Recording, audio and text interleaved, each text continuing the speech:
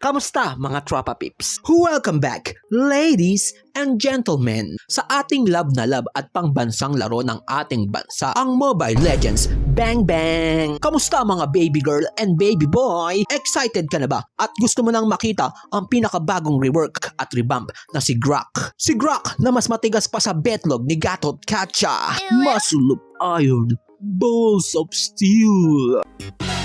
Ang Pokemon ng Moonton, our very own Senator. Passive skill na tinatawag na Bastion of Shabu.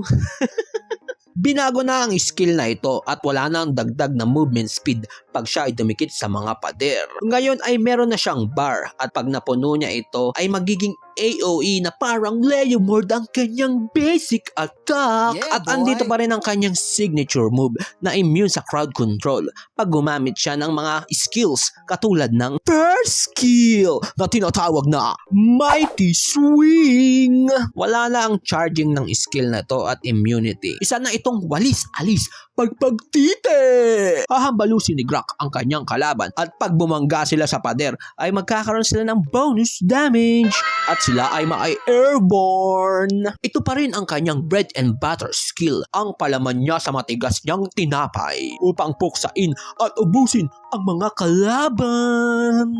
Second skill, ang tinatawag na Great Wall of China. Magsasamon at tatawagin ni Grock ang kanyang Mother Nature at maglalabas ito ng isang napakalaking pader at tatakpan niya ang butas ng pader ng Wall of Maria. And last but not least, ang kanyang ultimate skill na tinatawag na Tectonic Charge. Ito ang kanyang sikreto at ang pinagbabawal na teknik ng mga ninja ng Hokage. Walang binago sa skill na ito, pero visually makikita mo pag tinamaan mo yung pader, no? May malaking bilog doon.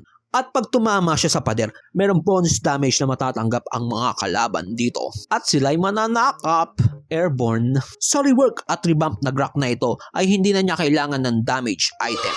Dahil sapat na ang paggawa ng armor items at HP items. Dahil dun bumabase ang kanyang mga skills. Mas maraming item ng armor, mas maraming HP na item, mas malakas ang kanyang damage. Ito na ang ating hinihintay na Grock na assassin, kaya ngayon ay pwede na siyang mag-core. Ito na ang oras para ipamalas at ipakita ang ating earth-bending skills. Well, that's all for today, folks. Magkita-kita ulit tayo next week.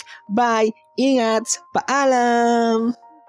Hey! 君のせい君のせい君のせいで私を臆病くたこいつかない君のせいだよ